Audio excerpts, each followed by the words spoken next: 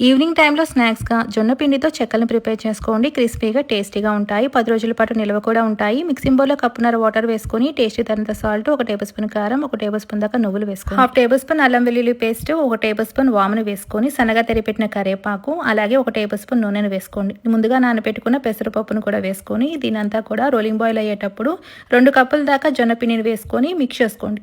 తర్వాత స్టవ్ అనేది ఆఫ్ చేసేసుకొని పిండినంతా కూడా బాగా మిక్స్ చేసుకోండి. కన్సిస్టెన్సీ ఈ విధంగా తయారైపోయాక మూత పెట్టి కొద్దిగా చల్లారనిచ్చేసి చిన్న చిన్న బాల్స్‌లా చేసుకోండి. బాల్స్ చేసుకునేటప్పుడు చేతికి కొంచెం నూనెను అప్లై చేసుకొని బాల్స్‌లా చేసుకోవాలండి. తర్వాత వీటిని మనం పూరీ ప్రెస్‌తో కానీ, చేత్తో కానీ ఇలా ప్రెస్ చేసేసుకోవాలి. ఇలా చేసుకున్న వాటినన్నిటిని కూడా వేరొక ప్లేట్‌లోకి తీసుకొని డీప్ ఫ్రైకి సరిపడా ఆయిల్ పెట్టేసుకోండి. ఆయిల్ అనేది బాగా హీట్ అయ్యాక వీటిని వేసుకొని చక్కగా మంచి రంగు వచ్చేదాకా వీటిని వేయించేసేసుకుంటే చెక్కలు అనేది రెడీ అయిపోతాయండి. వీటిని మనం ప్రిజర్వ్ చేసుకుంటే 10 రోజులైనా చక్కగా నిలవ ఉంటాయి. మీరు కూడా చూసి ట్రై చేసి ఎలా వచ్చిందో కామెంట్ చేయండి. Thank you for watching.